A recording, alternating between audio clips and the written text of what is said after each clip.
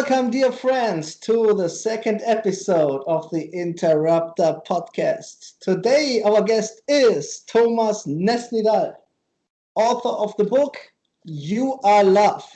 Very powerful title. How to be loved more, feel worthy of love, and live from the true love every day. Welcome, Tomas. Thank you very much, Jamal. Thank you for having me. Hi, everyone. Nice to be here. Fantastic. I would suggest, Thomas, what we can do is maybe we start with a free talk about the topic, and then I would like to go more into depth. No, I have some selected chapters I would like to discuss with you in more detail. I love the fact, Thomas, that we are both financial traders by profession. I have to say that's what a coincidence, isn't it? Absolutely. And it's fantastic to see that, still we try to make those things, a big part in our lives. No, nobody can escape it. Absolutely. Wow. Yeah. Congratulations to the book, Thomas. It really goes into depth. I mean, to be honest with you, Thomas, at the beginning, when I was reading it, the title, I thought regarding me personally, well, I do like myself, I don't have big problems with that. But when I finished your book with all the chapters, when I took a second look, I was like, wait a second, it's not that easy, and I discovered in my case, for example, I tend to be, quite harsh on myself, and there are specific chapters on that in the book. No, but maybe we start with a more general topic. No, Thomas, like, for example, feeling worthy, and maybe we start discussing that more freely. And that's also the beginning. And you know what? Let me just quickly read this paragraph, and because that's actually a good introduction, I just decided spontaneously. You say, already on the second page, about 4 years ago, I realized that I pretty much had it all.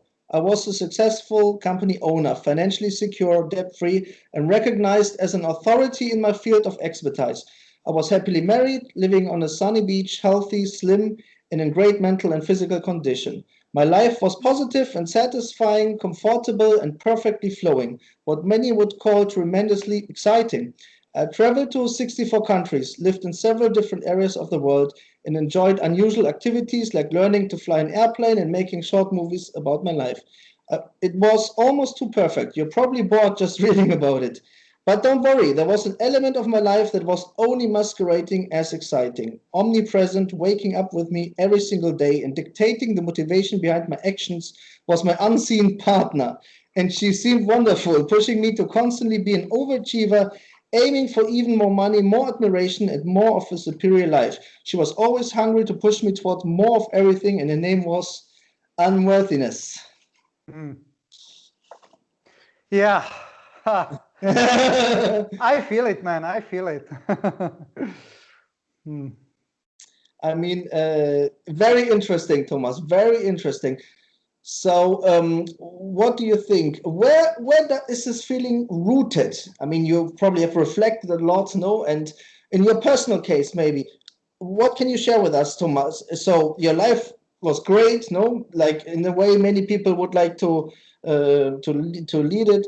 And still, there was something which was unsolved in your life, no? And you call that unworthiness the bitch, no? And I think you did a great job in describing that feeling as a person, actually, no? Right. It's quite interesting, because so first of all, when we talk about worthiness, just go outside and ask anyone, how do you feel? Do you feel worthy? And basically everybody tell you, well, I'm fine, I do feel worthy. So first of all, people don't even pretty much realize what it means to feel worthy. And that's because I believe that as a collective, as a society, and especially right now, the standard of feeling of worthiness is pretty low compared to what and who we are as spiritual beings. I assume, I would say, it's just in my case, the thing was that I always been to spirituality. I've been to spirituality for ages, and I always have been carrying this feeling that there must be more. There is something that just, it just doesn't fit all together. It's just like this all seems like kind of a weird fallacy, weird lie. And I always was carrying this feeling like there's deeper truth to that. There's a deeper understanding, deeper level of love, deeper level of experience. And before I started writing this book, and it's also what a book uncovers, I had a few experiences related to letting go, which pretty much uncovered, I would say, different standards. Not the standards that are widely, collectively accepted, like this is the worthiness, like you have money, you have a good car, you have a roof under your head, that means you're worthy. But it was a deeper, way deeper feeling of the potential of what we truly are, of what we are. And at that time, I realized that I've been living according to standards that were sold to me. You know, we were sold to ideas like cars and money and perfect life. And we were sold that this is the fulfillment, this is the thing. And when you achieve it, and I achieved it pretty young, I have to say, it wasn't it. It just wasn't. So it was quite interesting, and that opened a whole new journey. And since then, it keeps progressing, and it's even more and more interesting. And don't get me wrong, sometimes it's still very, very challenging. Of course, definitely. I mean, it's an ongoing thing, and probably for the rest of our lives, we always have to, live between those worlds, no, like the spiritual world, the material world. Definitely. I mean, and it's for me, Thomas, spirituality has to be a lifestyle. No, it's not that you do 1, 2, 3 things and that's it. It always goes on, and life always gives you new challenges. But that's also fascinating, no? But maybe to clarify. Yeah, I even mean lifestyle is a great word, but I think you need to be hungry, literally hungry, to uncover the bigger truth. You need to have this inner drive, like to ask yourself, what the fuck is going on here, and then be driven and just find out what's going on. Because especially nowadays, in these challenging times of COVID, I cannot talk about everyone, but at least people who've been to spirituality for some time, they more and more feel the veil of the true reality. They more and more feel how all this is just a fallacy, how all this is just one big fat lie. So yeah, it's a lifestyle, but it's also this drive for higher truth. Absolutely, Thomas. I also feel right now in this crazy time, people are awakening, like I'm quite optimistic, as you know, Thomas. I think things overall, move in the right direction. And of course, we also see many negative developments. But, it's to me, Thomas, is fascinating. Even when you look at our friends, like all the knowledge everybody has to share in our group and so on, it's mind blowing, like the mutual learning. So that's really, really exciting, really, Thomas. And, I think your book is important because it covers a very, very fundamental pillar of all this, no?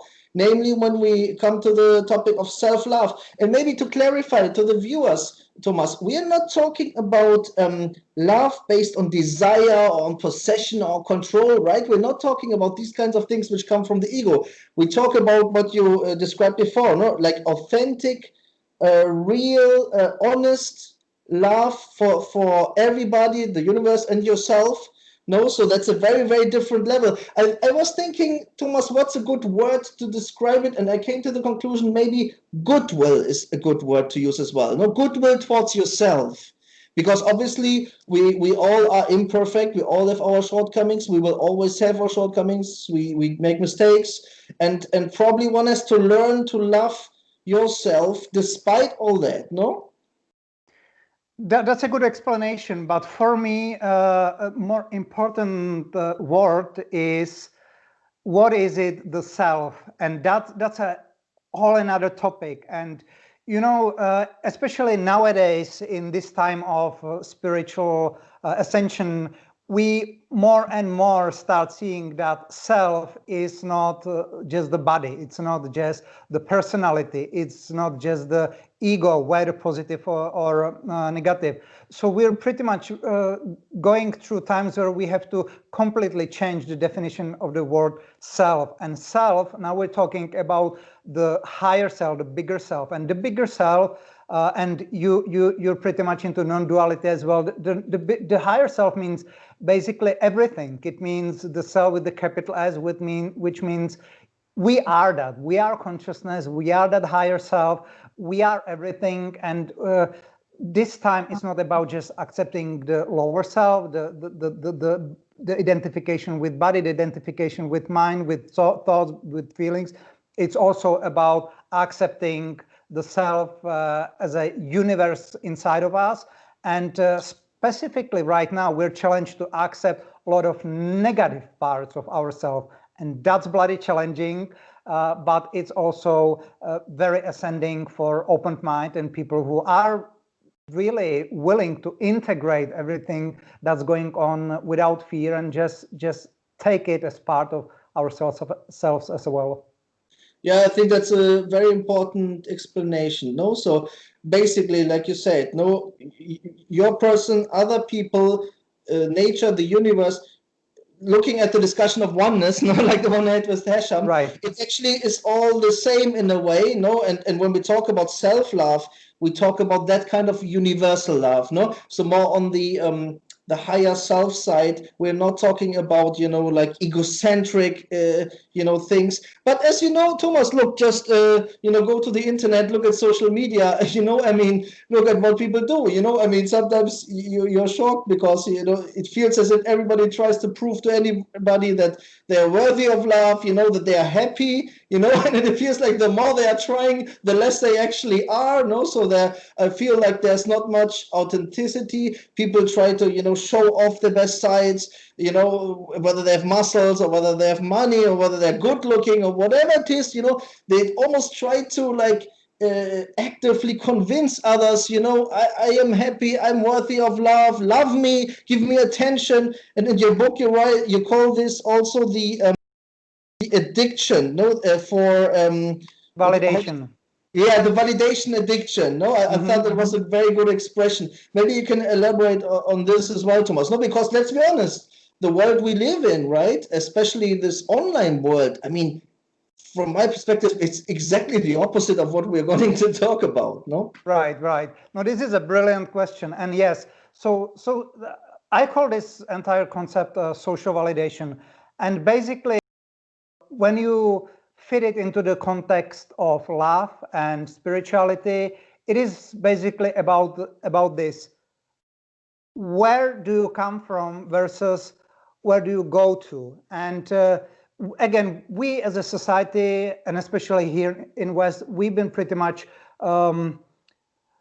conditioned to get our well-being and our self-appreciation and self-validation from the validation of others. I mean, just, it starts with your parents, it starts with school. We're totally programmed to run our well-being and our what we think about ourselves based on the validation of others. And thus we basically structure our entire life around trying to, even subconsciously, get from other people as much as we can to be positively validated and to feel good about ourselves. And of course, I call this literally energetic abuse, because we're so low, so deprived of well-being that we're energetically abusing other people by constantly trying to get their attention, get the validation from them to feel good about ourselves. On the other hand, the opposite of that is understanding where do we come from.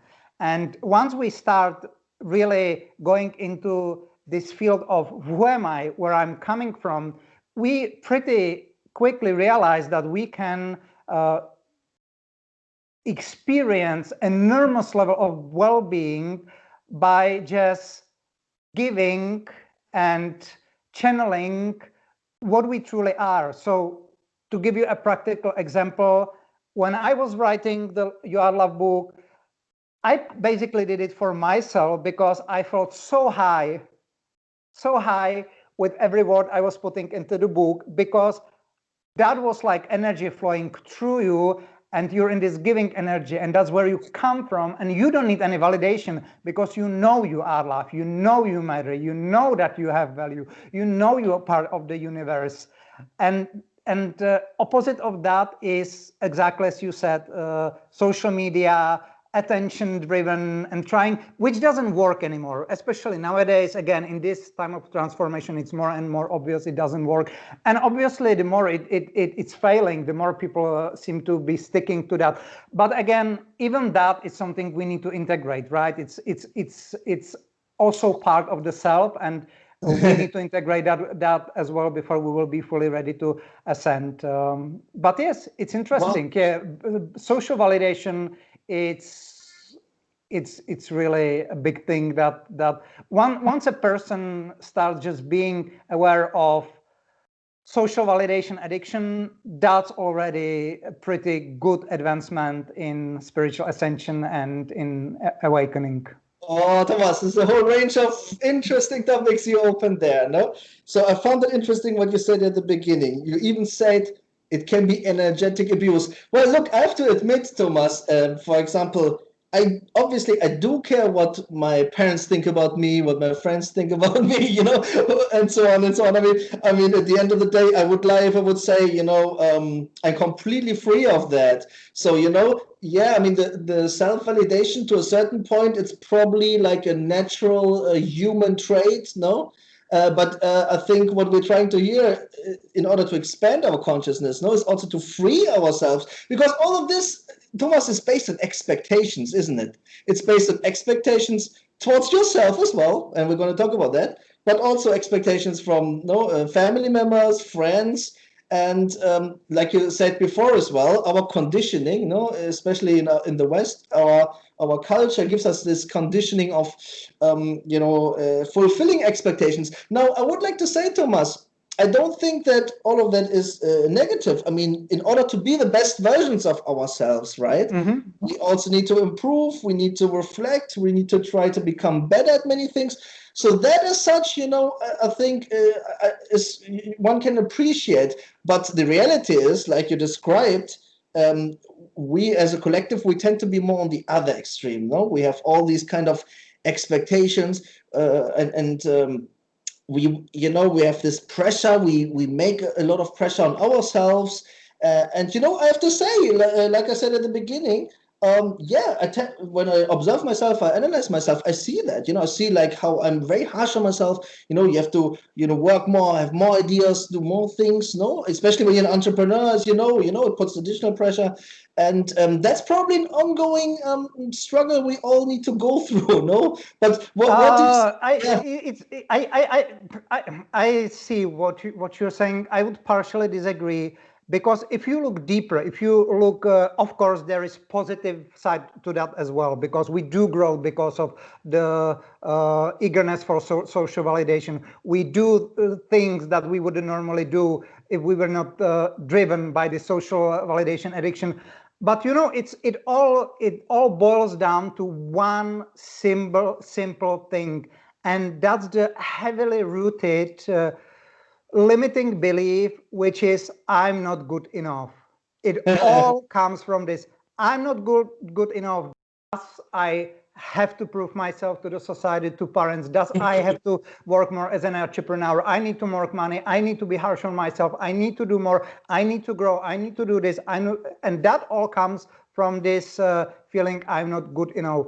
Now imagine if you would be able to wake up every morning and feel perfectly enough, would you still have this drive, or would you have a different kind of energy, which would probably be active as well, which still would be giving you this push, but it would be from a completely different energy. It would be from the energy, I am enough, thus I can freely flow and give, thus there's nothing I need to achieve anymore. Thus, I can just keep having, giving. So coming from abundance, that's what you mean, no? Like coming it's from not, it's not just abundance. I would say it's literally coming natural God's state. It's coming deeply from the love that you are, and call it love, call it the God, call it whatever you want. That's our natural state. But the trick is that this natural state is hidden beyond all these layers of limiting beliefs. And of course, it is our job to deconstruct these limiting beliefs and see what's really going on. Because once we deconstruct them, they pretty much gone. They just disappear. And it's also part of this transformation, of this years of transformation, to do this work and to actually see where we're limiting ourselves and become as pure and clear and aligned to God's state as much as we can. That's super interesting, Thomas. And maybe it's a good idea that I read this paragraph from your book where you talk about letting go, no? Because that's what we are coming through now, no? Letting go. And Yes. this simple phrase, it's easy to say, and it actually represents a lot of complex things. And I would like to read this paragraph, which describes your epiphany, I guess, no? It's on page 8. It says, that morning, after the most painful surrendering and letting go I've ever experienced, I woke to the world where something was completely different. I got out of the bed and very quickly realized that I could feel an immediate, profound connection. Connection with anything and anybody in this world. With my wife, with people around me, with strangers on the street, even with people in photos. That day, I could look at any person in the world and immediately see pure light, hope, joy, and love. Everything and everybody was perfect. And so maybe can you describe to us more freely, maybe, Thomas, so when you had this epiphany and you really let go and you really changed your mindset and you turned towards oneness, no, rather than separation. Right, oneness. That's the perfect word, oneness. Yes, it's something very hard to describe, but it is. You pretty much, just imagine that you go on the street and you literally can read other people's minds. But this time you don't read minds, but you feel energies, you feel feelings, you feel their stories, you feel the stories in their heads, you feel their past, you feel their presence, you feel their future. And it's overwhelming because you pretty much can just sit and feel everything as one. And this is the interesting thing. How is it possible that you can feel it? And the only explanation is because it's inside of you as anything else. Because when you feel your own feelings, that's because these feelings are inside of you. But if you can feel feelings and emotions and stories of other people, and I mean on a very, very subtle level, so you can go intense or subtle, you just feel the entire range. There's no separation between your own feelings and other person's feelings. That's one thing. Like you can feel it with same intensity, with same subtlety, with same clarity, and that means you're one with that. You're one with everything and with everyone, and you're literally feeling yourself just in a different form, I would say, or from certain point of view, but it's still you. It's still you, otherwise you couldn't feel it. That's super interesting. So basically you're saying it's all inside of you already, no? You just need to see it. Yes. And I would like to drop this quote. You will like this one, Thomas. It's from Rumi. He said, your task is not to seek for love, but merely to seek and fill all the barriers within yourself that you have built against it. Exactly. Yes. So that's the perspective you're coming from, no? It's like removing the conditioning, the limiting beliefs, and to actually come to the real core, no? And I tell you what, Thomas, I find that very fascinating. And to be honest, I recently discovered that kind of thinking and obviously it comes a bit also from Buddhist thinking. Maybe we come to that later. But that idea of you don't need, because we always think you have to do something. No, but Right. also Hashem in the last podcast, he said, no. There's a certain shamanic tradition where it's not about doing something. It's actually about not doing something. Right. It's about not doing something. The thing is that oneness, spirituality, love, these things cannot be conceptualized. And when we try, so as far as we keep trying to understand or conceptualize, we never find it. We're more creating obstacles, and we're more creating postponement of the real experience than getting closer to that. So that's the paradox. At least from my experience, the only way is to let go. First of all, stop trying. And even that is quite difficult to do, because it's still a concept. Like, how do you stop trying? Well, you can start by letting go of the neediness to try. You're letting go your seeker's impulses, letting go of the feeling that something is not perfect yet, letting go of the idea that you're not fulfilled. So you pretty much need to go the very right opposite to what we are conditioned to do as a quote-unquote spiritual seeker. Because when we say spiritual seeker, we immediately connect that with activity of seeking, of active pursuit.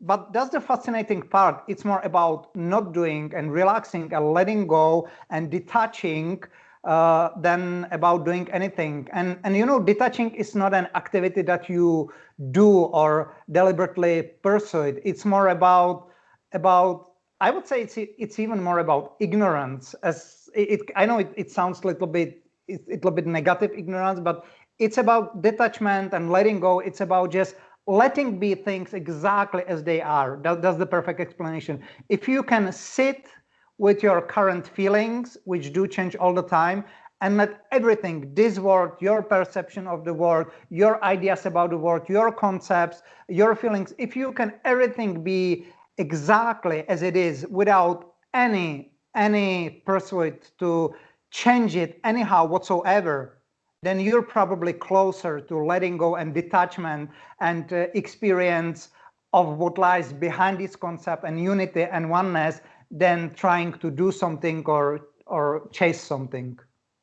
And in that context, Thomas, techniques such as meditation become very important, no? Can you elaborate a bit on that? Maybe also based on personal experience, because as far as I know, you, Thomas, you have gone to different countries, looked at different practices.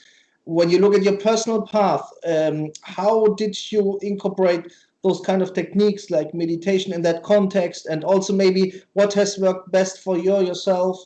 I mean, there's mindfulness, there are many practices, right? There's gratitude, there is mantras, there's meditation. Can you maybe elaborate a bit more on those techniques and that can help people? I know you have actually quite a lot of things in your book as well.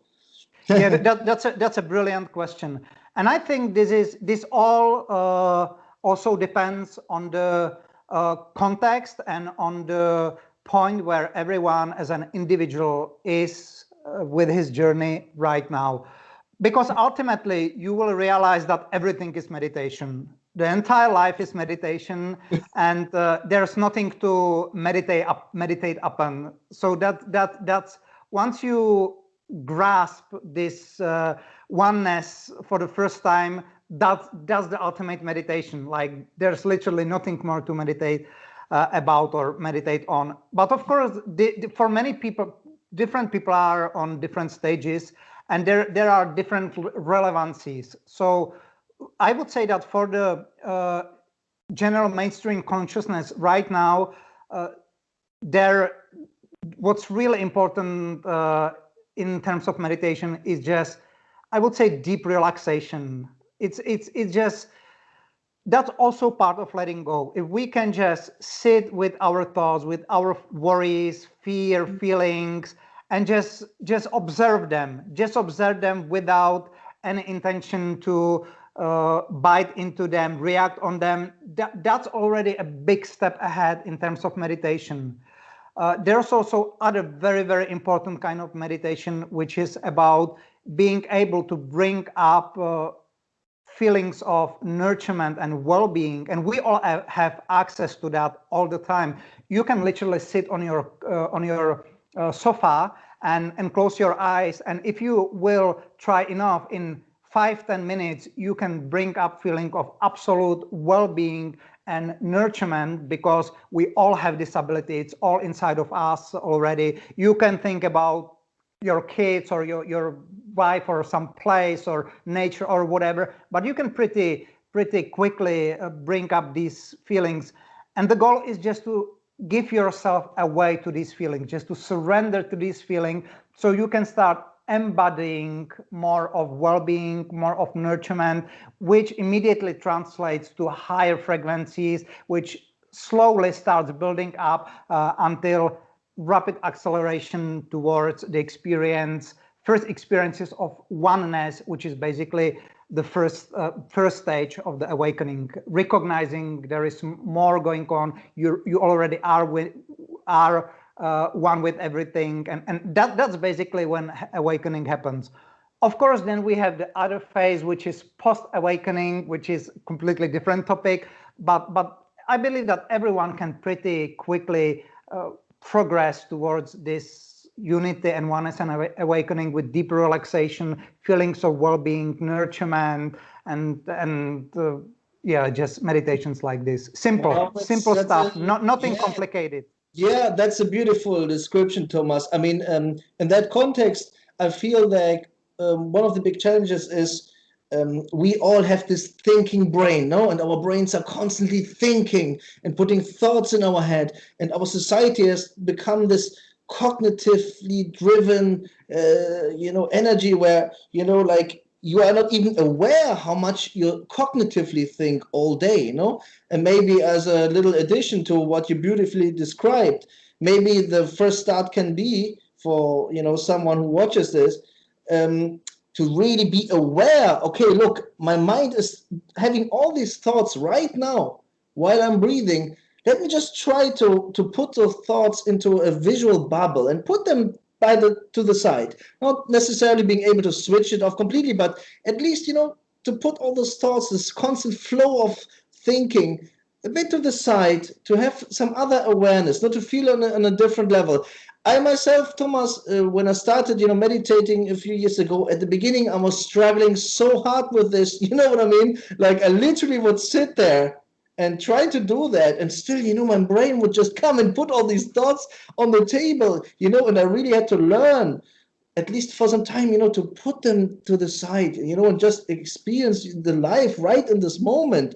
No, and I feel, Thomas, for many people, that would be already a great progress, not to say, I develop some awareness. And that brings us back also what we discussed at the very beginning. What is the self? That's a good question, because as you mentioned before, there are those layers. There's your personality, there's your ego, there's your higher self, there's your emotions, there's your cognitions, there's your conditioning, the cultural context. There are certainly, some archetypes, like Carl Jung says, and there are many other things. So it's actually quite a complex existence. Well, it is and it is not, because that's the trick. Again, that's the trick where we're trapped into mind structure. We're trapped into mind's web of thoughts and concepts. The thing, in an essence, it's very, very simple, because the thing is, all we really need to do is to shift the focus from the context, from the subject, which is thoughts, feelings, ideas, concepts, to the object, which is awareness. That means just start noticing that we're aware of these things.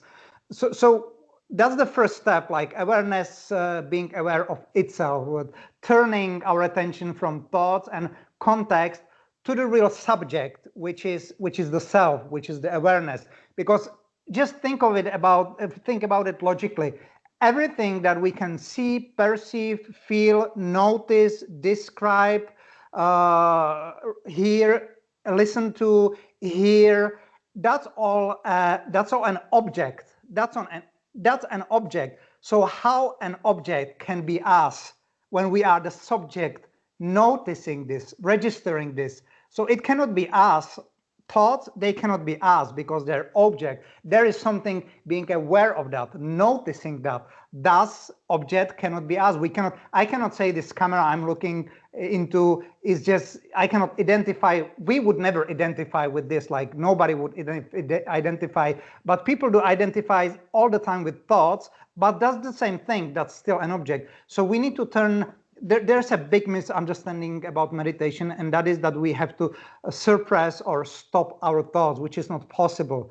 The thing is the thing is we just need to let them be exactly as they are, not try to change them, not try to push them away, and just start shifting our attention to that what is aware of that, to that space, vast space, which is registering everything that is going on, because that's what we truly are. That's the presence, the awareness, the mysterious God state, whatever we call it, love. I like calling it love. And it starts step by step. It starts, purifying itself, but it needs practice, and it needs patience. Of course, it needs both of that. I love, Thomas, that you take, like, for example, an idea and you really think it all the way through. I love this, like, radical way of describing, how things can be looked at. And that's also what's in your book. No, I think that's really, really brave and very refreshing as well. Because, like some people, they come with an idea or a thought, and they dance with it. But I think you actually are able to take it all the way to the end. You know what I mean? And please do also during this podcast, please keep on doing that. Like you said before, it's all just a meditation anyways. So, we come back to that. Okay, so maybe let's progress a bit. So on page 19, you say, because the love that is already here is unconditional.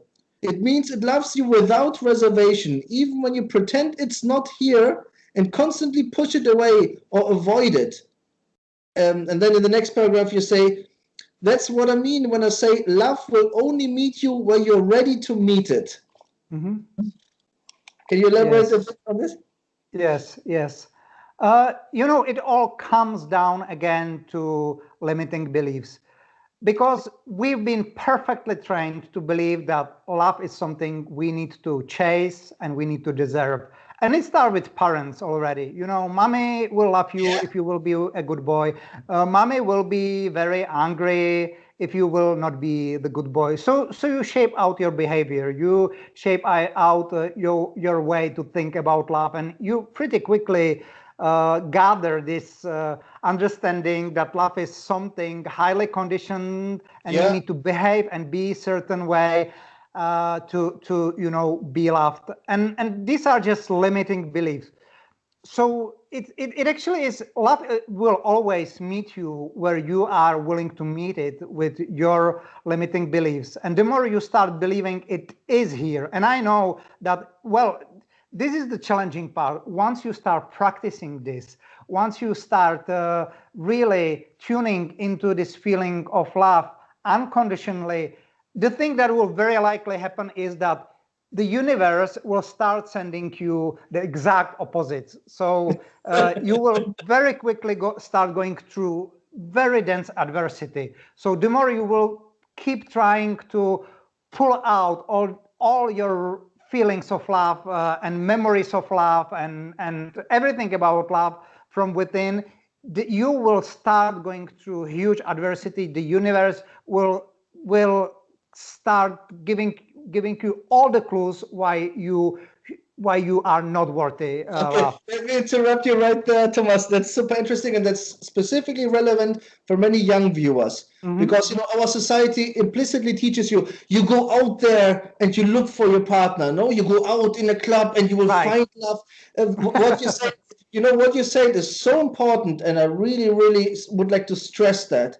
It's exactly like you say. The answer are within. The universe, I can't explain why, but to my experience, Thomas, when you work on yourself, you go within and you try to, connect with the higher energy, for the lack of a better word. Somehow then the universe opens the doors. And what you said before is exactly true. When you try to go out there and seek it and chase it and run after it and force it, then for exactly like you say, the universe gives you the opposite, in the sense of, like teaching you the hard way, kind of, no? Look, I mean, this is not the way, and now I'm going to teach you why this is not the way. Yet, unfortunately, Thomas, when you look at popular culture, when you look at movies, when you switch on the TV, when you look on the internet, it's all the wrong messages. Why is it, Thomas? Even kids at a young age, they get exactly conditioned the wrong way in that context.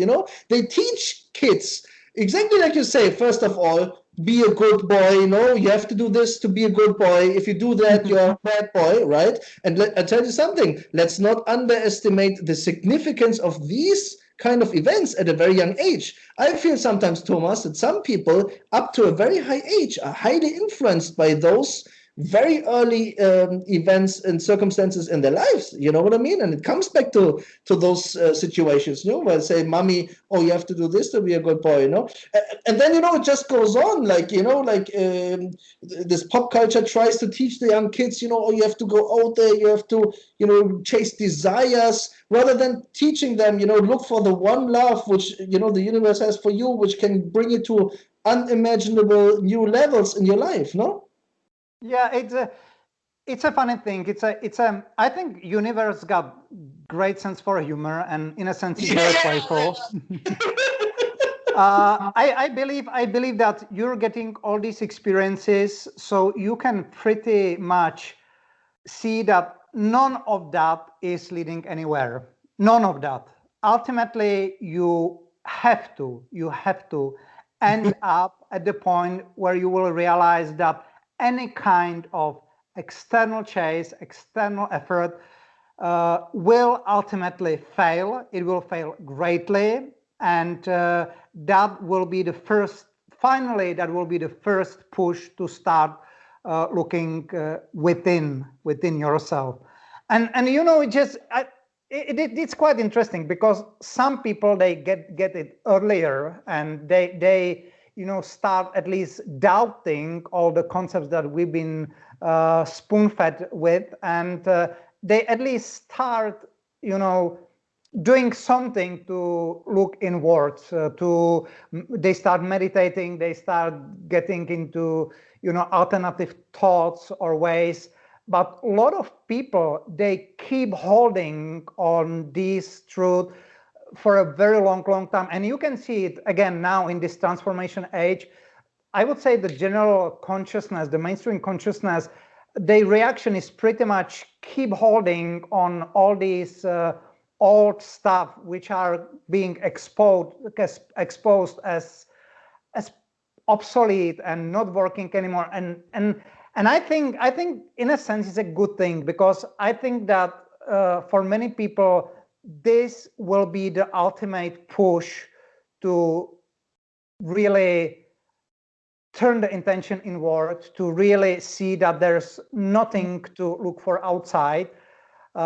It will ultimately fail, because it has to, because unless you have already solved all your limiting beliefs, and that's a perfect mirror, that's a perfect teacher, which basically, if you open to that, and if you're willing to open to that adversity, if you're willing to open to that heat, to that tension, you very quickly start realizing it's, first of all, it's teaching you about all your limiting beliefs, so you can let go of them faster. Second, it's very quickly pointing you inwards, and you have this amazing opportunity to find way more inside of you than outside of you, and that's priceless. That's what we have to ultimately do. Yeah, but Thomas, on a practical level, right? Let's say, especially if you run a business and so on, and you're looking for, clients or investors and so on, and obviously it doesn't just fall from the sky. You actually need to, be active every day. How do you combine that, Thomas? Like this realization, right, which you beautifully described, and your everyday routines and activities. what's a good way of combining that? Maybe as a small suggestion, I would say it's a dance of life. No, you have to do what you have to do, but you shouldn't get too worked up into that. No, how would you describe it? Mm-hmm. That's very relevant for me right now because I cannot complain. My businesses are running very well, but at the same time, I'm going through a lot of learning right now.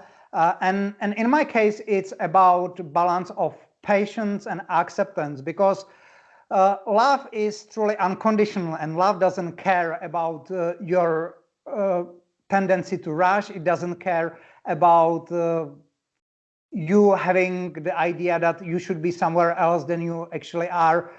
So with the business, there are a couple of layers to that. So first of all, and that's again another paradox of the universe. The more we accept, the faster we accept where we are, the more we accept the feeling of stuckness, the feeling of adversity, the faster we will be able to release that. So whenever I run into obstacles or hurdles in business, I sit with that. I just sit down and I let all the frustration, all the feelings of unworthiness, of not progression, of limitations, of hurdles, of betrayal, I let them just be and I let them experience, because I know that if I allow experience them, I will purify myself. They will be released. They will be let go of.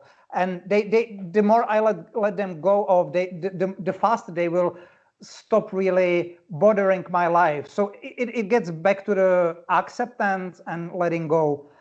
And the other thing is that we really in a sense of oneness, we need to really learn to love everything unconditionally. And that means even in high adversity, even in challenging times, you need to be able and willing to relax and say, no matter what's going on, I love you. And I love you, the bigger self. I love you, the identity. I love you, Thomas. I love you, body. I love you, circumstances. And just be willing to do that, because if we want to integrate high levels of love, we first have to integrate high levels of acceptance. Okay, And let me somehow, interrupt you right there. yeah. So fantastic. So that's just to summarize for the viewers. I think that's very important. No, so you said, what Georgina always says, flush it out first. So you said, don't try to, suppress those emotions. If, for example, something bad happens, try to, just go with the flow. Let it all come. No, the emotions. Don't try to put them in a box. Let them out. No, so that's one. Yeah, let's everything be exactly as it is. Do not label it, do not judge it. Yeah. Let it be as it is, so it can express itself, it can process itself, it will process through you, so you will feel tension, you will feel weird feelings, but that's okay. That's all part of the process. That's all of part of the ascension. That's all part of purification. It's all okay. It's all okay. Whatever is going on, even with the coronavirus, it's part of the process. It's all okay.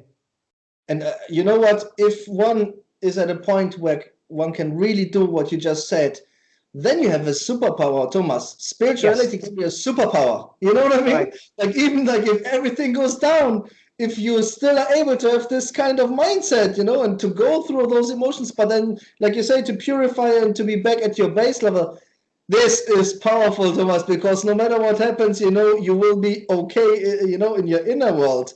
I think really, everybody watching this, really think about this point. It's very important, and I myself experienced exactly what you say, and I find that this empowers me, when you do that, what you just described, you have this feeling of empowerment by the universe. And the other thing you said, it's also very, very interesting, Thomas, and I feel the same. For example, every morning, Thomas, I do my gratitude mantra. No, I say, thank you, universe, when I wake up. No, I say, thank you for a whole lot of things. And obviously on the bad days, on days where you don't feel well or where things go wrong, whatever it is, I think it's a particularly important to do that, Thomas, to accept, to rather to, forget the ritual, especially on the bad day, do it, say, thank you, universe. This went wrong today, but you still gave me all these things. You gave me this beautiful world, the beautiful time, beautiful people, my body. You know what I mean? Like, and I can't explain why, but somehow, Thomas, this is like this kind of, like you said before, no, it purifies in a way, and Yes. it changes, and that's very, very, very powerful. Even like you said in business, no, because let's face it, Thomas, in every business you will face challenges, there will be drawbacks, like you will have ups and downs, and if you have those realizations and you're able to implement it like that, that's very powerful, no?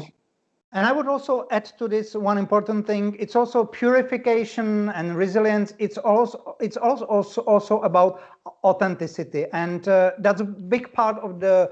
If you allow your emotions and circumstances be exactly as you are, then you will ultimately become way more genuine, way more authentic. And at certain point, part of that authenticity, even very authentically, you can wake up and say, "Life, you suck, fuck you."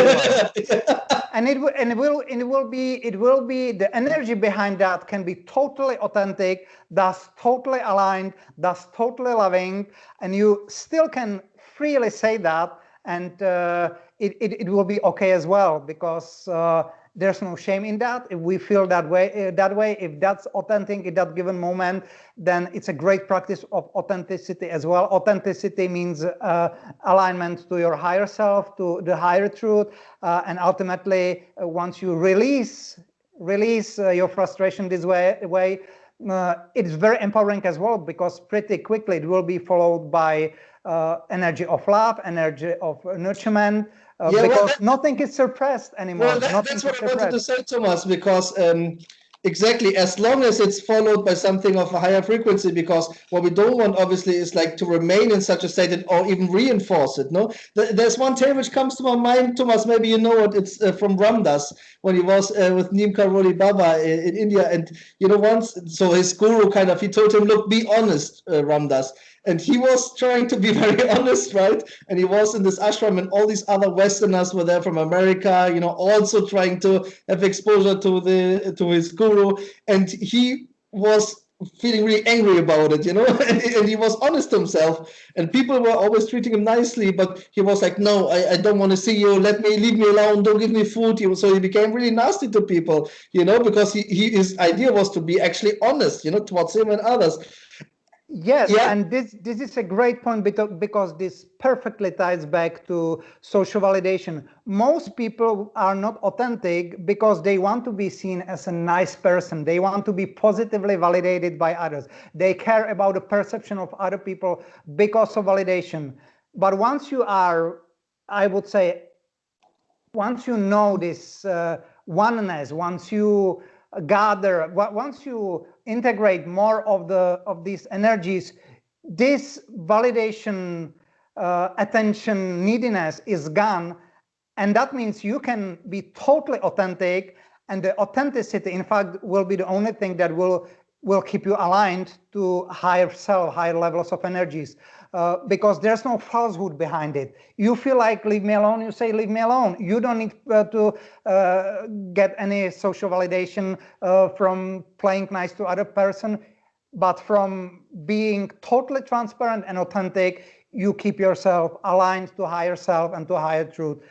Because nobody says that spiritual people need to be nice and smiling all the time. That's a perception, that's a built-in image, that's a fallacy. It's about authenticity, and authenticity can be a huge scale of expressions. Yeah, that's an interesting discussion. Funny enough, I recently had this discussion with my friends. We talked about honesty versus harmony. Now, I would like to comment on this particular topic that, well, on the one hand, yes, of course, you have to be authentic and honest, and it's good to express how you really feel. But for example, Thomas, let's say a good friend of yours doesn't feel right, and he talks to you about it, and he just wants to maybe just have some compassion. And then maybe in that situation you don't want to be totally honest. You know what I mean, Thomas? You want just to make him feel better. Yes. No, that's a perfect point. I would say that with more, the more you embody, the self, the higher self, the more you're willing and open to feel other people, the more discernment you have, and so you really can very quickly discern. You can feel these subtleties, and you very quickly know if the best service for this person will be give him compassion and tell him what he wants to hear, and when for that particular person it will be to be very direct and stay true to yourself and stay true to your authentic energy. So yeah, discernment is very, very, very important, but nevertheless it's also very important to be aware when you are just trying to be a people pleaser. That means you're just trying to abuse their time and energy for your own validation. And when you have an actual discernment and when you want to express compassion, and in that case, of course, it's about from where you're coming from, instead of trying to gain something from others. Oh, that's another golden nugget here, ladies and gentlemen, and that's another superpower. I would like to comment a bit on this, Thomas, because it's also very important. So first of all, like you said, it's very important what your intention is. No, where do you come from? What's your actual intention? That in itself is very, very relevant. No, if like you said in that example with a friend, if your intention is to accommodate the friend in that particular situation, in that particular hour, that's a good intention. No, if your intention, however, is to make yourself look good and to gain cookie points, that's a completely different story. Exactly. And the universe knows exactly where the difference is, Thomas. But the other thing you said, and again, that's a really, really very, very good advice. Authenticity. I felt, Thomas, whenever there was a difficult situation where I needed to do a difficult decision, right? And you are in this place where you need to do the right thing, and can be super hard. I felt, Thomas, exactly what you said. When, first of all, you come from a good place, but then also you're speaking the truth. Like you're expressing an opinion which may not comfort a lot of people around you, but it's the actual truth. It comes from a higher place.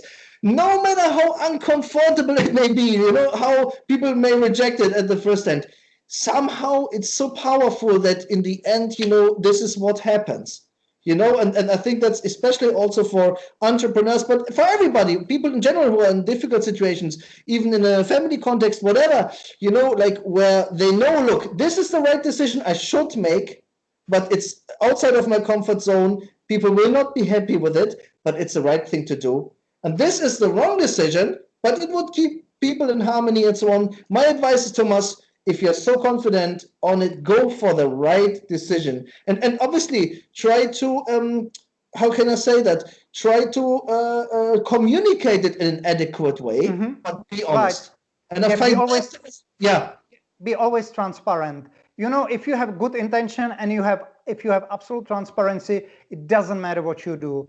I've been in situation where I had to be very direct, and I know that it was extremely difficult from the other person, but everything inside of me was screaming, this was genuine, this was totally transparent, this was coming from the right place. And you also need to be willing to stay behind the possible consequences, and that's okay for you, because if you go from the right intention, from the loving place, whatever the consequence will be for you, ultimately it will be good. It can look anyhow for a couple of days, but ultimately it will be the best possible consequence for you at the end of this experience. Wow. Fantastic. I mean, even though we get a bit off topic, I would like to add another little topic, namely synchronicity, because when you develop yourself spiritually, I think, Thomas, the universe completely, constantly talks to you. It gives you signals, it gives you signs. It may be something little. It can sometimes be a butterfly you see every day or whatever. That's something maybe for the people who already went through those kind of topics. but try to even, reach higher levels. I find that highly fascinating, Thomas, like in that context, what we just discussed, to look at synchronicity, because the truth is really that at the end of the day, Thomas, when you do those decisions and you stay true to yourself and you sometimes take the hard choice, somehow the universe, first of all, it opens doors that things continue as they should, and secondly, it kind of even communicates with you. I mean, that may be a bit of an advanced topic, but I would love to hear maybe a comment from your side, or like, how do you feel sometimes that the universe gives you like a bit of feedback, or whatever you want to call it? Well, we basically experience synchronicity all the time. Now, the reason why we think it's not synchronicity is because universe acts based on our deepest desires. And these deepest desires can be quite often subconscious, and quite often they can be the right opposite to what we think we want. So, for example, I'll give you an example. So, right now, I know that my deepest desire is, and that literally comes from my soul desire, is to utilize this challenging time to accelerate my spiritual ascension as fast as possible. And because this is my deepest desire, I've been experiencing a lot of adversity. Yeah. So on a surface, it looks like this sucks, man. Like, this sucks. And to my, I would say, more ordinary desires is the right opposite. It's the right opposite to what I desire as an ordinary human being who also is dealing with other human beings. Yet, the fact that I'm synchronistically experiencing this adversity, again, will ultimately have more of a benefit, more of a positive outcome at the end of the day. Yeah, and income, yes, as well. So we just need to be aware of that. Whenever we are going through what we see as an adversity, we need to understand that that's a way of synchronicity as well, and we need to just ask ourselves, what would I have to desire deeply and honestly to go through such a strong adversity? And then we will see that we're being in a perfect synchronicity all the time, even if it doesn't look positive on the surface, or even if it's not aligned to our less important desires and wishes. Wow, that's a fascinating discussion. Definitely, I would definitely agree with that. No, like somehow, if you get like those kind of challenges you need to overcome, somehow the universe sometimes rewards you in your spiritual development by actually giving you a bigger challenge, isn't it? And that's what people. And that's great. That's totally great. Because it's. If you are up to that challenge, and if you are up to go through that adversity, there's other end to that. So once you are willing to experience bigger adversity, bigger challenge, one day you will realize you're also experiencing much more intense experience of love or peacefulness or harmony. So you're immediately extending both ends, even if you seem to be being at the worst end right now. It is expanding on both sides. You will experience the other end ultimately as well. Very interesting. Absolutely. I always think, at the end of the day, Thomas, the universe has some kind of master plan, for the lack of a better word, no? And we all do what we have to do, but sometimes you think, oh, this is a bad event, but then it turned out to be something very good, which actually was in your favor even, no? I mean, like, but obviously still there's some kind of free will, no? What's your opinion on this, on the topic of free will in all this causality? That's a brilliant question as well, and I like that we're going really deep. Well, I believe that we all being in this particular time, this planet, in this human experience, is part of a theme that we collectively chosen, and that's a theme of transformation. So I would say it would be almost contradictory to go against the theme that you've chosen on a soul level before you enter this life. And although you do definitely have free will on that level, I don't think it's anyhow beneficial to try to, manipulate or change this theme by applying your free will. So I wouldn't go with free will to this level, but I think you have a total free will to choose how you are going to experience this, how you are going to play this transformation. And part of that can be, for example, something as simple as saying, okay, I know that I can be fine even in most challenging times.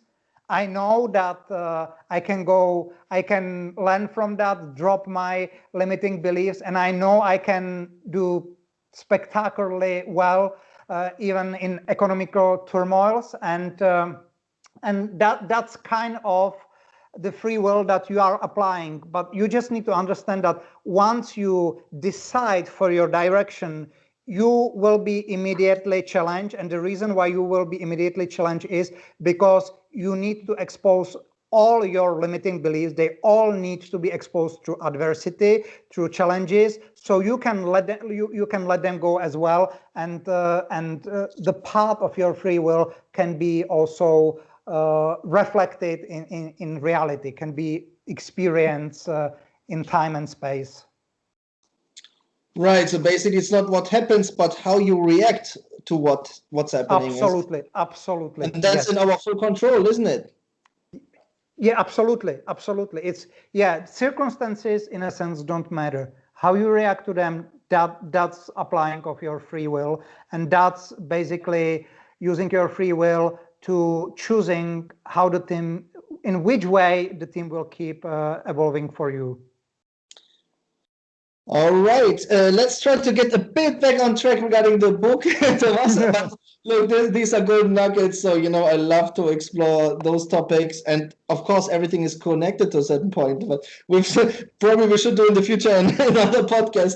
But just to get you back on another topic, that's chapter 19, the meaning of meaninglessness, and. Right. Like now we come back to that particular topic. I find that very fascinating how you describe these kind of ideas. And maybe I just read quickly from it's page 137. And you talk about the inner child, right? And you say, people adore children in moments like this, the moments of the first discoveries. That's because the innocence, heartfulness, and absolute sweet, natural authenticity comes through. For a moment, it reminds us of who we truly are, and fortunately, who we can become again. And that's also why moments like that are very present moments, during which we stop chasing our minds in a never-ending flow of internal noise. We open our curiosity and hearts just for a moment, waiting to see what will happen next. Now imagine that there is a shift in the experience and that the dog barks at the child.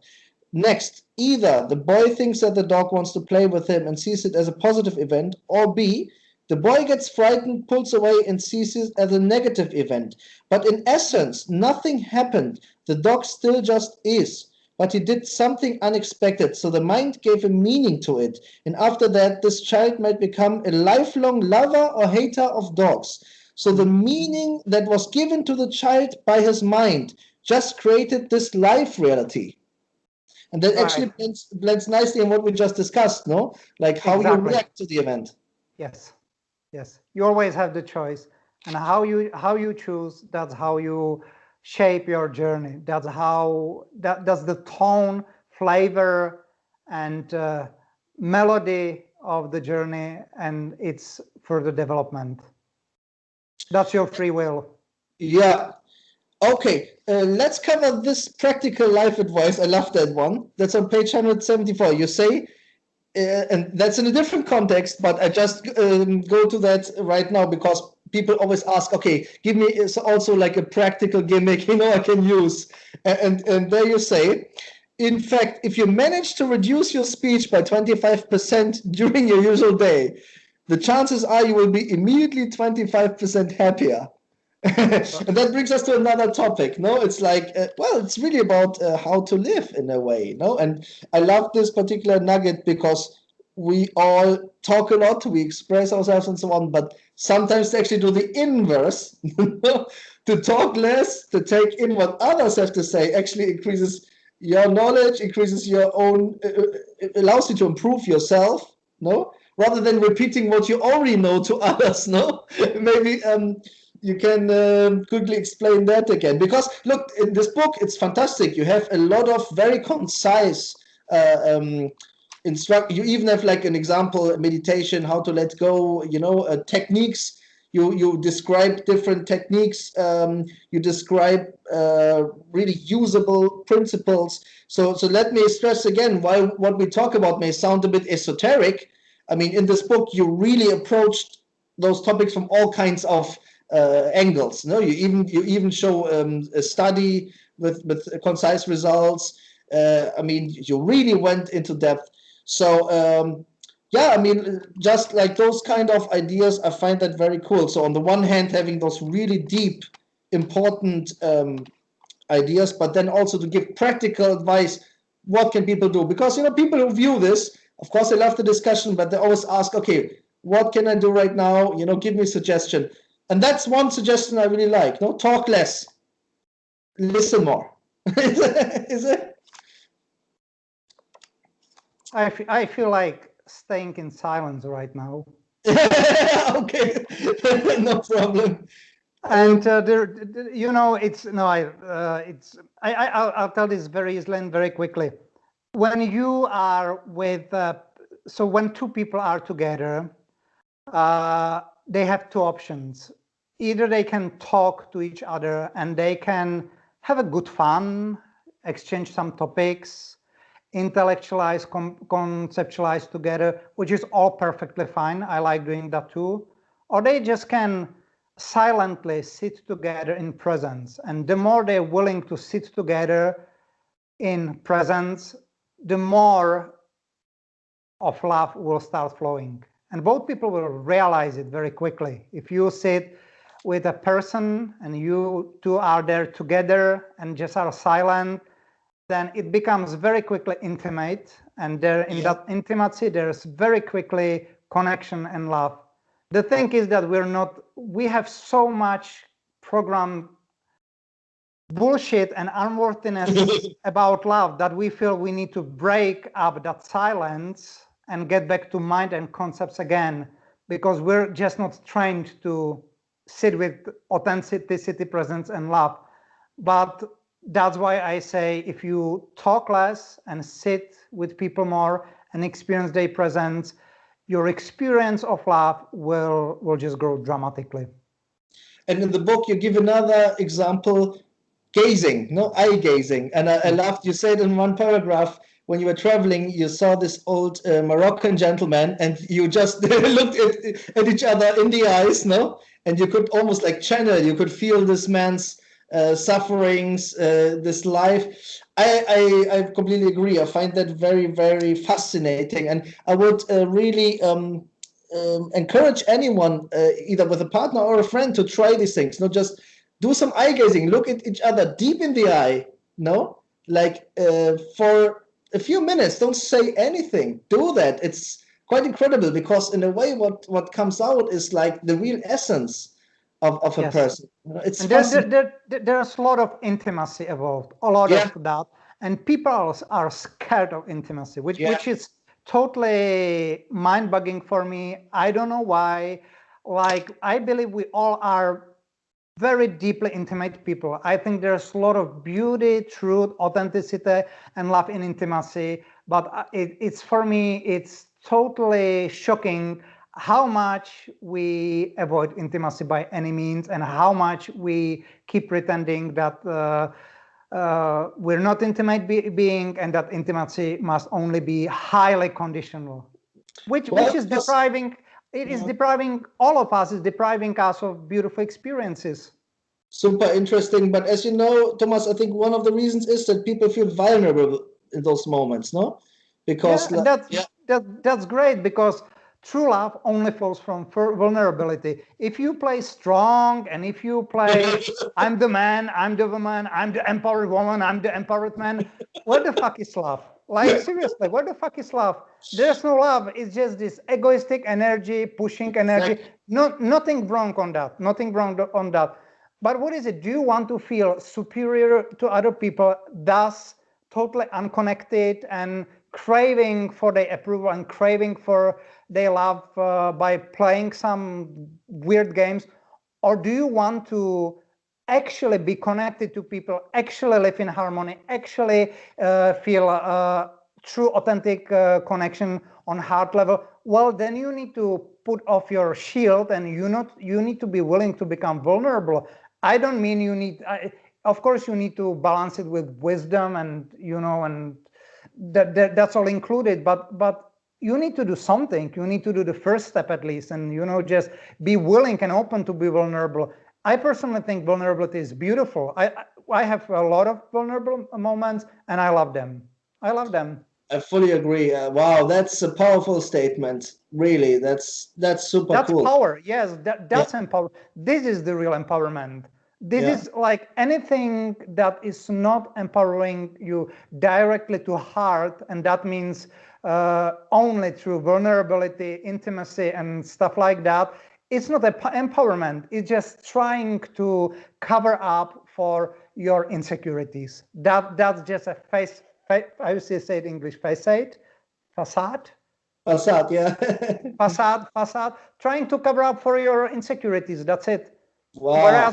Whereas when you admit your insecurities, you immediately become vulnerable, and with vulnerable, you immediately become authentic, beautiful, connected, and you will be in your heart. It's simple. Okay, well, now we get to the cream, Thomas. Now we get to the cream. So that's a very, very big discussion. No, what's actually love? What's true love, right?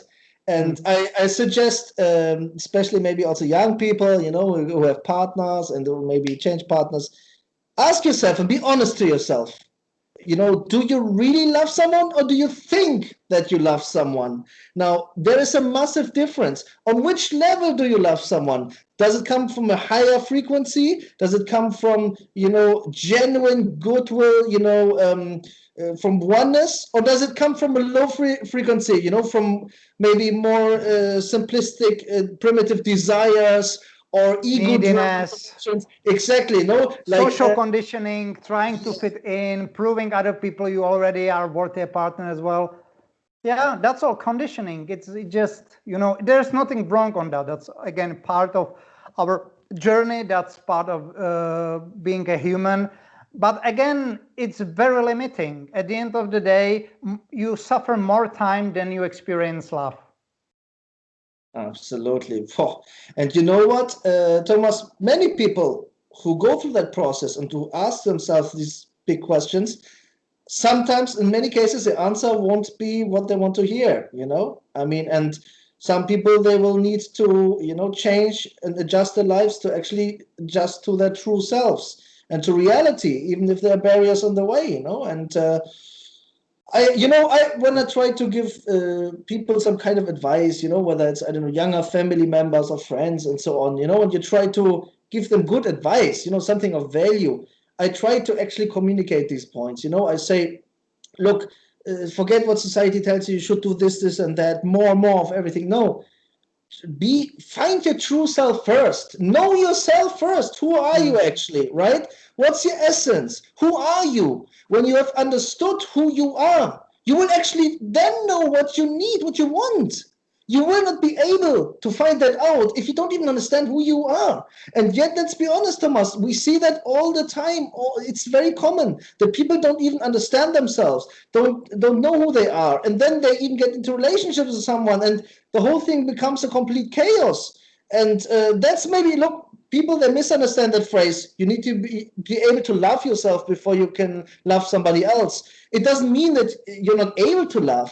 What it means is like, look, if you really understand yourself, if you truly love who you are, then you're in a position to actually be able to truly love other people, your partner, the world, No, and that's a very important discussion which you don't find anywhere in mainstream.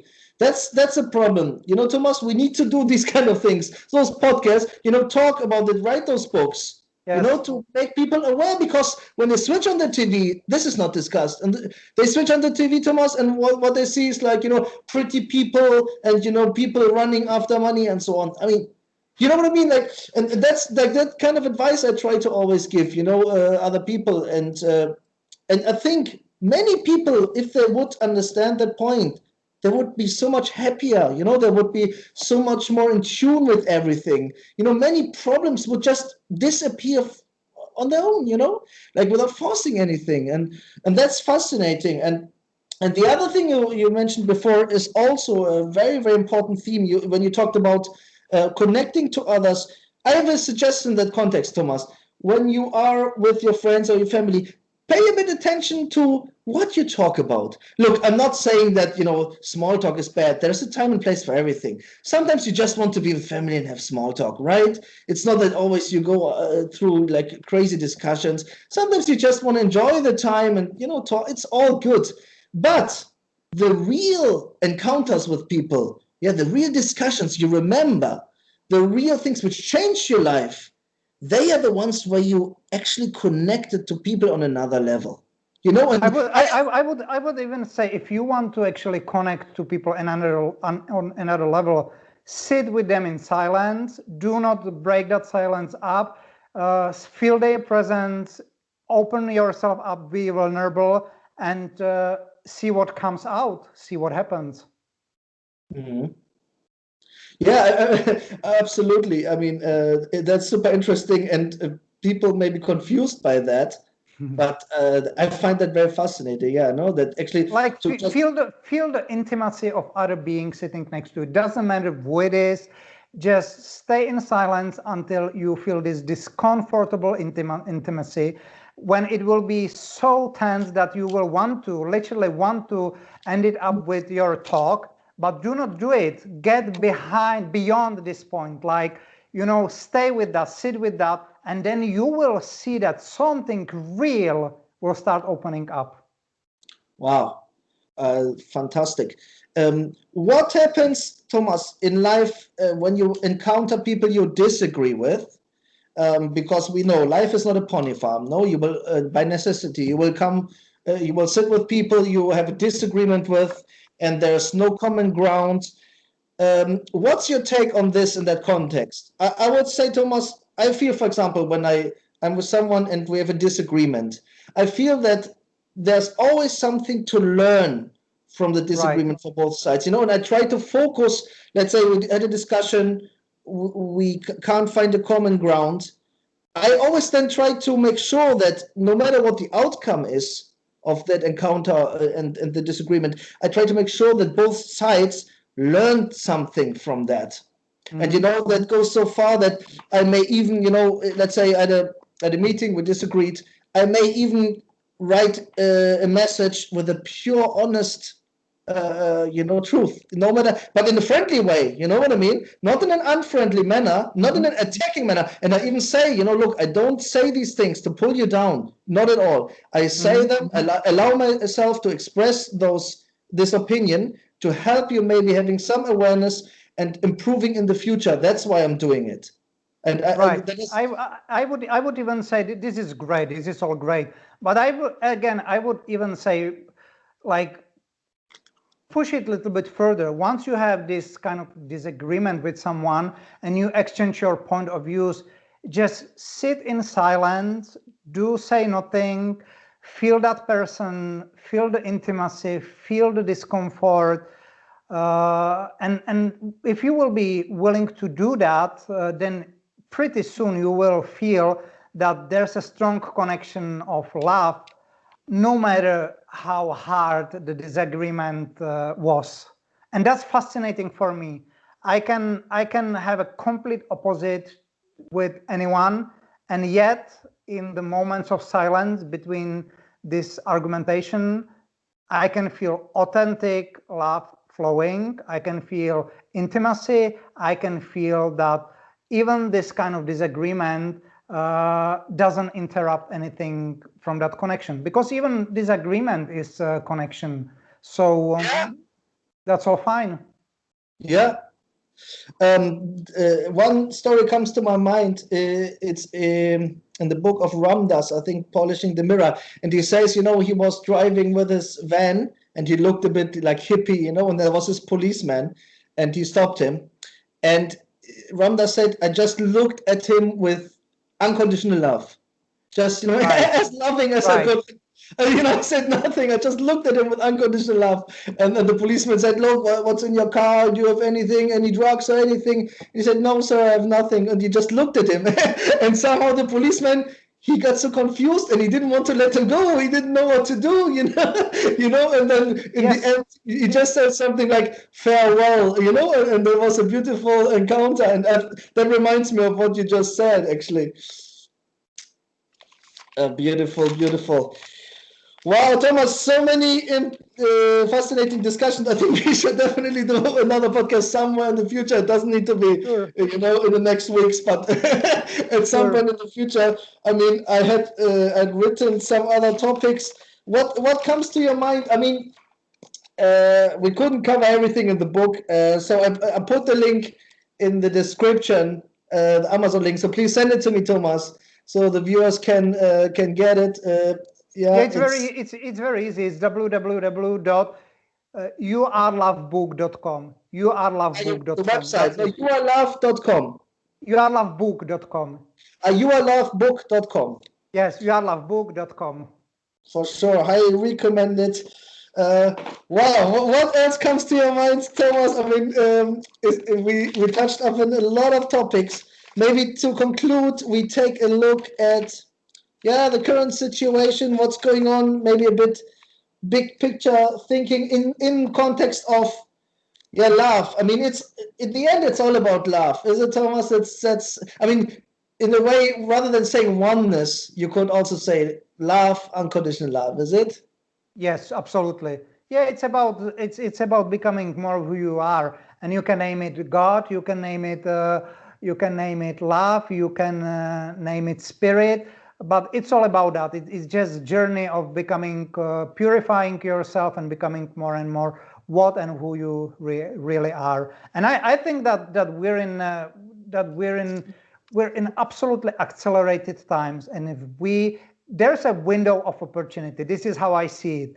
And until this window of opportunity is still here, we should not resist anything. We should open up, no matter how uncomfortable it will be, and allow whatever is supposed to go through us, to come through us, just be it, just let it happen, let it be, and believe that this is something that is basically accelerating our evolution, maybe by lifetimes. I believe that nowadays, in a couple of months, we can have an ascension that normally would take many lives. So let's just be open to that. Do not resist anything, accept everything, be okay with the intensity of that. At the end of the day, we are indestructible beings, we are spirits, so we will always be fine, and let's see what happens at the end of that. And for you personally, in your own spiritual development, Thomas, what are the next steps? I love to ask people who are very developed, because sometimes it feels like you have gone through a lot of things, you have done a lot of things. What's the next? And I mean, of course, on the one hand, just because, for example, you reach some level doesn't mean you have to keep it. You can always fall back in life, isn't it, Thomas? I feel like, just because maybe you reach a certain frequency, that doesn't mean that you stay there for the rest of your life. You need to work constantly on, being there and getting higher. Yeah. But I would be interested personally, like you have had such a rich experience in your life. You have seen many countries, you have explored many practices, you have gone into deep self-reflection, you have seen many aspects of life. But for you, what's next? I would say how I feel it intuitively is just to be more and more available to life, because I came to realization that by trying to drive and direct my life based on ideas that I've been conditioned with from others. It's not really, it's pretty much opposite to becoming the ultimate creator. So I would like to go to other direction right now, which I feel like it's just becoming available to life and just like open up and show me what you want me to do next. I'm not willing to go with the social dogmas anymore, although it costs me a lot of social distancing that would probably happen even without COVID, because I'm not so impressed by other people anymore, and I'm not chasing this social connection so much anymore. But I'm becoming available to life. So show me what you want me to do next for the good of the whole, for the good of this transformation, for the good of humanity, for the good of everything and everyone. And I just want to try to be as available as I can. I just want to do my best. So that's how I feel right now. Fantastic, fantastic. These are great words. Yeah, I mean, that was a fantastic podcast. Thank you so much for your time, Tomas. Is there anything else which comes to your mind? I mean, we have a lot of things. Yeah. Jamal, I would just like to say I really, really appreciate this opportunity. Thank you very, very much, because I really appreciate that you go deep. You know, just there are a lot of podcasts with questions, which again are just more about being socially validated and go with the mainstream. So there's opportunity to harness more likes and harvest more likes and stuff like that. You go deep, you go after the truth. I really appreciate that. This has been a fantastic experience for me. Great opportunity. Thank you very much. I'm definitely available to any other future episode, because this has been a pleasure talking about this stuff, and I hope somebody will find it helpful. And of course, you can also connect with me. Anyone can connect with me on my email address, which is tomas@tomasnesnidal.com. Maybe you will put it later on, or I don't know. Sure. And and of course, read my book as well. Highly recommend it. And it's not because I would try to sell it to you. I did not do this for money, but it's because I know that there's a lot of practical tips that can help a lot to any honest spiritual seeker, not seeker, but spiritual adept. Yes. No, absolutely. Thank you so much that you wrote this book, because it's not only a lot of work to write a book like this, it's also very intimate, to actually expose your inner world, your core beliefs. That's like letting your pants down. Most people, they don't even go there. They don't want to go there. They want to hide behind something. So you were super authentic there. And, I really appreciate that. It's a very authentic book. There are other very juicy chapters we didn't discuss today. We can't do everything in 1.5 hours. So that's for sure. Thank you so much. I'm trying to do here something, like you said, non-mainstream. We go into depth. It doesn't matter if it takes long. I know people's attention span are low these days. I don't care. The ones who want to go deep, they can go deep. Maybe this never gets a lot of likes, but that's okay. For me, the important thing, like here, Tomas, is first of all that we all can learn from somebody like you. I find that highly fascinating. That's, for me, increasing collective consciousness. And then we are able to do these things these days, although with technology and all that, next to our, let's say, day jobs. I find that great. For me, that's a big part of this awakening you talked about, and then we can actually go into depth. That's also fantastic, So, I really enjoyed it. I find that very fascinating, the ideas you have, that you go sometimes really radical with those ideas. I love it, It's something for me also to progress in my own development. And absolutely, please, check out Tomas' work, of course. Check out the book. It's really good. And I hope in the future we do another one at some point, Thomas. I'm very busy in the next weeks, but maybe, later on, that would be really appreciated. And absolutely, you have a special energy, and please leave some nice comments for Thomas. Jamal, thank you very much. Pleasure. Thanks a lot, Thomas. A lot of love. Good A lot of love to evening. everyone. Bye.